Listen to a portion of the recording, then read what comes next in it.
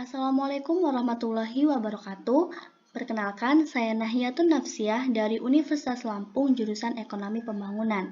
Di sini saya akan membuat video tutorial mengenai penggunaan aplikasi eViews sebagai tugas dari mata kuliah pengantar aplikasi komputer. Tanpa berlama-lama, langsung saja simak tutorial berikut ini. Langkah yang pertama, teman-teman harus membuka aplikasi eViews yang ada di laptop kalian masing-masing. Di sini saya menggunakan eViews 10. Maka tampilannya akan seperti ini. Di sini ada beberapa menu, ada menu File, Edit, Object, View, Proc, Quick, Option, Add ins, Window, dan Help. Nah, di sini juga ketika teman-teman ingin membuat kertas kerja baru, teman-teman bisa klik Create a new eViews work file, dan ketika ingin membuka file yang sebelumnya sudah terdapat di eViews, bisa klik Open an existing eViews work file, dan untuk membuka file yang terdapat di Excel, bisa klik Open a foreign file. Karena saya akan membuat kertas kerja baru, maka saya klik Create a new eViews work file. Setelah itu muncul tampilan seperti ini, di mana di work file struktur tipe ini ada 3 option, ada unstructured, ada date, ada balanced panel. Nah, karena di sini saya menggunakan data time series, maka saya akan pilih data date. Kemudian untuk frekuensi, ini disesuaikan dengan data yang digunakan oleh teman-teman semua. Di sini ada banyak option, ada multi-year, annual, semi-annual, quarterly, monthly, dan seterusnya. Nah, karena di sini saya menggunakan data kuartal, maka saya akan pilih quarterly. Selanjutnya untuk start date dan juga end date, itu juga sesuai dengan data yang digunakan oleh teman-teman semua. Di sini saya menggunakan data dari tahun 2013 sampai 2020. Kita bisa ketikkan di sini start date-nya 2013 Q1 dan end date-nya 2020 Q4. Untuk work file names, ini kita abaikan saja, langsung saja kita klik OK. Setelah itu muncul tampilan seperti ini. Di sini juga terdapat beberapa menu, ada menu View, Proc, Object, Save, Snapshot, dan seterusnya. Dan teman-teman juga bisa melihat kembali start date dan juga end date yang sudah dimasukkan tadi untuk melihat benar atau tidak gitu. Di sini sudah terdapat di tahun 2013 kuartal 1 sampai 2020 kuartal 4 dengan jumlah observasi sebanyak 32 observasi. Sebelum kita melakukan penghitungan regresi, kita harus membuat model, di mana saya membuat model indeks harga konsumen, di mana indeks harga konsumen ini merupakan fungsi dari konsumsi rumah tangga dan juga suku bunga kebijakan. Saya akan melihat bagaimana pengaruh indeks harga konsumen terhadap konsumsi rumah tangga dan juga suku bunga kebijakan. Nah, sebelum itu kita harus memasukkan datanya terlebih dahulu. Untuk melakukan hal tersebut, langkah yang harus dilakukan adalah kita klik menu Object, kemudian New Object, kemudian kita pilih tipe of object-nya ini adalah series, karena kita menggunakan data time series. Nah, untuk name for object ini kita ganti IHK, kemudian kita klik OK. Setelah itu, untuk variabel yang lainnya seperti konsumsi rumah tangga dan juga suku bunga kebijakan, langkahnya masih sama, kita klik Object, New Object, kemudian kita ganti menjadi konsumsi. Dan kita klik OK. Setelah itu, untuk variabel yang terakhir yaitu suku bunga, klik Object, New Object, sini kita klik bunga, dan kita klik OK. Setelah semua variabel sudah tertera di sini, di mana indeks harga konsumen ini sebagai variabel terikat dan suku bunga serta konsumsi rumah tangga ini sebagai variabel bebas. Di sini kita akan melihat bagaimana pengaruh konsumsi rumah tangga dan juga suku bunga kebijakan terhadap indeks harga konsumen pada periode 2013 kuartal 1 sampai 2020 kuartal 4 dengan jumlah observasi sebanyak 32. Nah, sebelum itu kita masukkan datanya terlebih dahulu dengan cara kita klik IHK, kemudian tekan kontrol, kemudian konsumsi, lalu bunga. Kemudian kita klik kanan, open, kita pilih open as group. Di sini sudah dapat kita lihat bahwa belum ada data yang masuk untuk IHK, konsumsi maupun bunga. Jadi untuk memasukkan datanya, kita klik menu edit plus minus terlebih dahulu.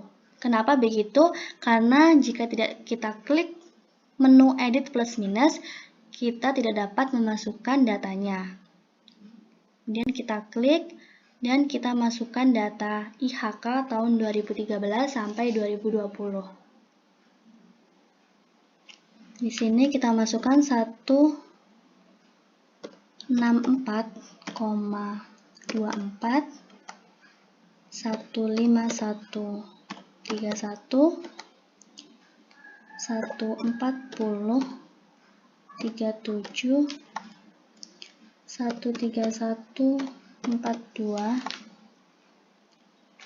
124 46 119 49 116 51 115 52 121 53 122 51 123 48 124 42 125 18 126 16 127 20 128 29 129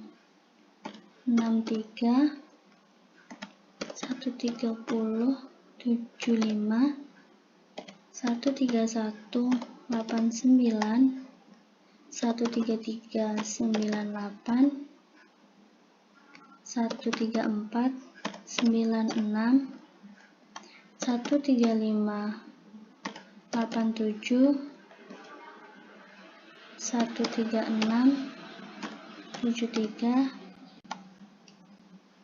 143 04 141 58 137 87 131 90 123 67 113 18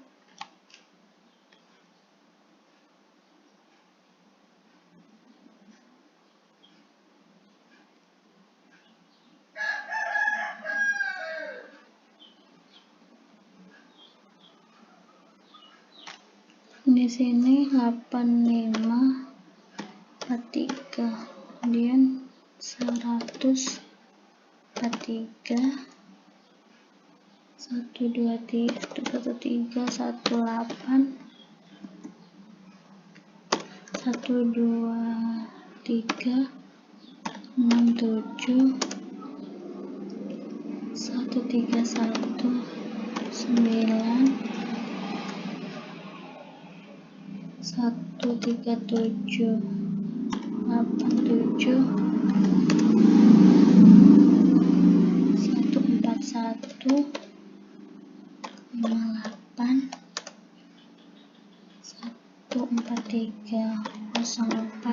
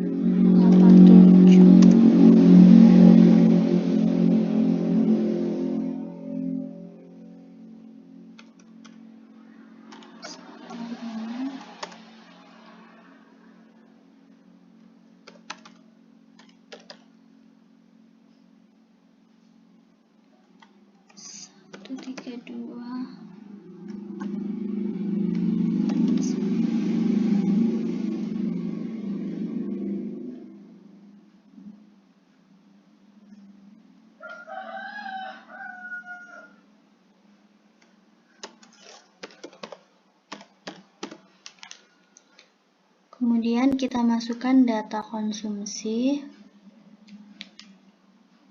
negatif 29, 11, 564, kemudian 10, 36, 127, 21, 82, 034, 31, 46, 566, 39, 29, 723, 45, 31, 503, 49, 51, 908, 51, 90, 937, 47, 92, 953, 48, 51, 485, 49, 10, 897, 49,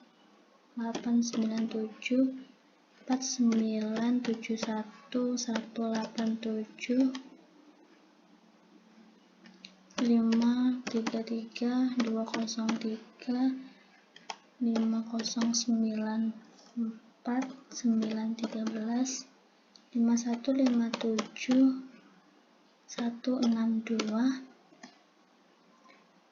203, 5094, 913, 5157, 162, 5219, 952, 5281742, 5346, 228, 54 11 872, 5478, 672, 5547, 471, 56, 16,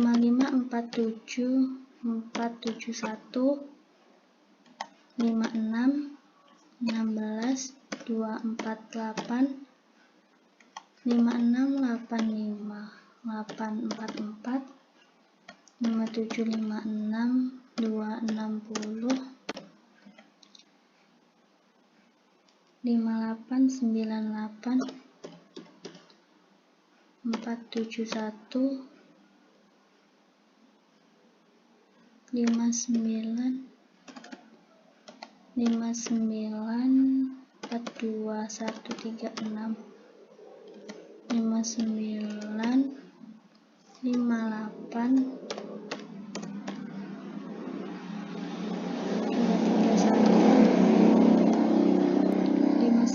59, 58, 5946, 756, 5907, 711, 5841, 096, 5746, 910, 5625, 154. Oke, langsung ke suku bunga. Suku bunga tahun 2013 7,29, 7,45,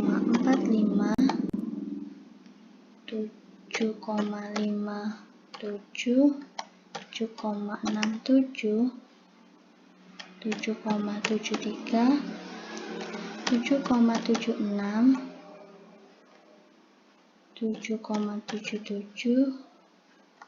7,77, 7,73, 7,98, 7,76, 7,39, 6,85, 542, 488,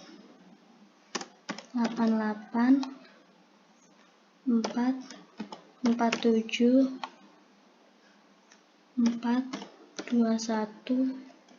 402, 08 410 425 455 577 603 613 605 541 514 46 457 425 39 358 322. Setelah semua data kita masukkan di sini, selanjutnya untuk menutup file ini kita bisa kembali klik menu edit plus minus. Fungsinya adalah untuk mengunci data yang sudah kita masukkan. Setelah itu kita klik close, kemudian klik yes. Setelah semua data sudah dimasukkan dalam work file ini, langkah selanjutnya adalah untuk menghitung regresi antara bagaimana pengaruh suku bunga kebijakan dengan konsumsi rumah tangga terhadap indeks harga konsumen. Caranya kita bisa klik IHK-nya. Karena IHK ini sebagai variabel terikat dan komputer akan membaca klik pertama itu sebagai variabel terikat. Jadi ketika kita menginginkan IHK sebagai variabel terikat, maka kita harus mengklik pertama adalah IHK. Kita klik IHK, kemudian kita klik kontrol, kemudian kita klik konsumsi serta bunga. Setelah itu kita klik kanan, kita open as equation, maka muncul equation specification, yaitu IHK konsumsi bunga dengan menggunakan metode large squared dengan sampel 2013 kuartal 1 sampai 2020 kuartal 4. Kemudian kita klik OK. Maka akan muncul hasil penghitungan regresi. Kita geser seperti ini biar terlihat.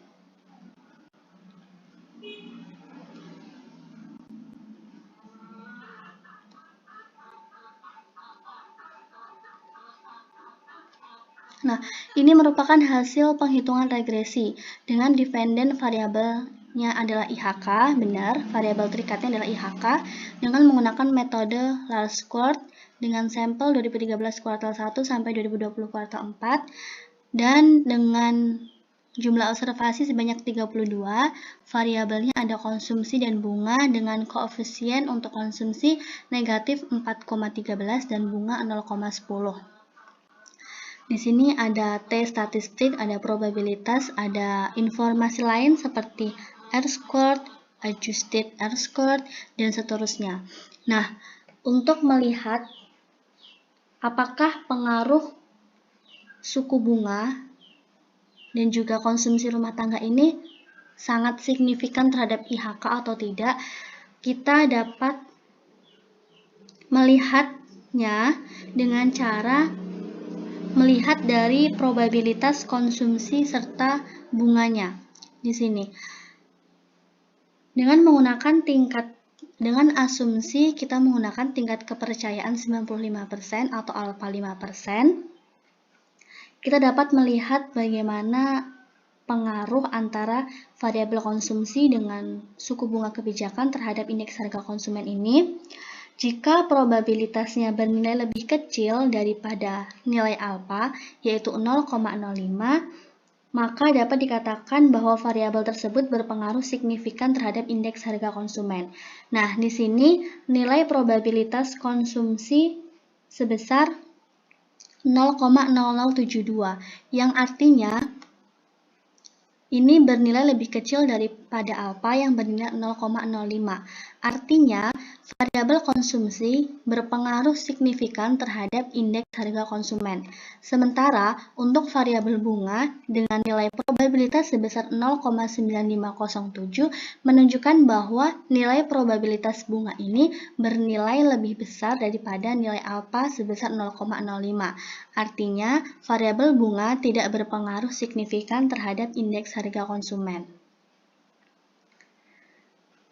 Kemudian, setelah kita melakukan penghitungan regresi, kita dapat melakukan pengujian asumsi klasik di mana terdapat 4 uji, yaitu ada uji normalitas, ada uji autokorelasi, uji heteroskedastisitas, dan uji multikolinearitas. Langsung saja kita masuk uji yang pertama adalah uji normalitas. Caranya adalah kita klik menu view, kemudian residual diagnosis, dan kita pilih histogram normality test, dan kita klik. Hasilnya akan seperti ini, di mana uji normalitas ini digunakan untuk melihat apakah hasil penghitungannya terdistribusi secara normal atau tidak. Kita dapat melihatnya dengan cara melihat nilai probabilitas dari Jarque-Bera,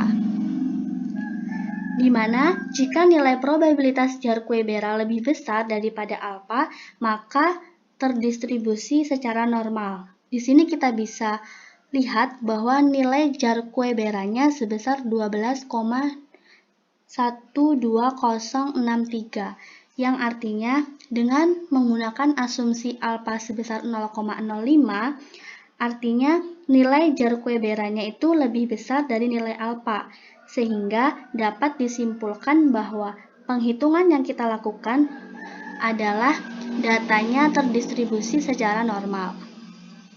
Kemudian kita memasuki uji yang kedua, yaitu ada uji autokorelasi. Caranya masih sama, kita klik menu view, kemudian residual diagnosis, kemudian kita klik serial correlation LM test. Untuk leg ini kita abaikan saja, kita langsung klik OK. Hasilnya akan seperti ini. Jadi, uji autokorelasi ini digunakan untuk melihat apakah hasil penghitungannya itu terbebas dari masalah autokorelasi atau tidak, dengan cara melihat nilai dari probabilitas observasi R-squared. Jadi kita lihat dari nilai observasi R-squared-nya ini, dia bernilai, jika nilai probabilitas observasi R-squared ini lebih besar daripada nilai alfa, maka tidak ada masalah autokorelasi. Di sini saya menggunakan asumsi bahwa alfanya bernilai 0,05. Berdasarkan perhitungan yang sudah saya lakukan, maka nilai probabilitas observasi R-squared-nya itu lebih kecil daripada nilai alfanya, sehingga dapat disimpulkan bahwa penghitungan yang kita lakukan ini terdapat masalah autokorelasi. Nah, kemudian uji yang ketiga adalah uji heteroskedastisitas. Caranya masih sama, kita klik menu view, kemudian residual diagnosis, dan kita pilih heteroskedastisitas test. Untuk tes tipe ini kita pilih Bruce, kemudian kita klik OK. Nah, setelah itu akan muncul hasil uji heteroskedastisitasnya sebagai berikut. Nah, uji heteroskedastisitas ini sama halnya seperti uji yang terdahulu, bahwasanya untuk melihat apakah hasil penghitungannya ini terbebas dari masalah heteroskedastisitas atau tidak dengan cara melihat nilai dari probabilitas observasi R-squared. Jadi, jika nilai probabilitas dari observasi R-squared-nya ini bernilai lebih besar daripada alfa, maka tidak ada masalah heteroskedastisitas. Di sini dapat kita lihat bahwa nilai observasi R-squared-nya ini bernilai 0,1112. Artinya, dengan asumsi bahwa alfanya bernilai 0,05, artinya Probabilitas observasi R-squared ini bernilai lebih besar daripada nilai alfa, yang berarti bahwa penghitungan yang kita lakukan terbebas dari masalah heteroskedastisitas. Selanjutnya, uji yang terakhir adalah uji multikolinearitas. Kita klik menu view, kemudian kita klik koefisien diagnostis, kemudian kita klik variance inflation factor. Hasilnya akan seperti ini. Nah, uji multikolinearitas ini sama halnya untuk melihat apakah hasil penghitungannya ini terbebas dari masalah multikolinearitas atau tidak dengan cara melihat nilai sentirate. Sentirate ini, jika nilai sentirate ini lebih besar dari 10, maka tidak ada masalah multikolinearitas. Nah, jadi berdasarkan penghitungan ini tadi, bahwasanya nilai kontiresnya ini berada di bawah 10. Artinya, dapat kita simpulkan bahwa penghitungan di atas tidak terdapat masalah multikolinearitas. Demikian penjelasan saya mengenai penggunaan aplikasi eViews terkait pengelolaan penghitungan regresi dan juga melakukan uji asumsi klasik. Semoga video ini bermanfaat. Saya akhiri. Wassalamualaikum warahmatullahi wabarakatuh.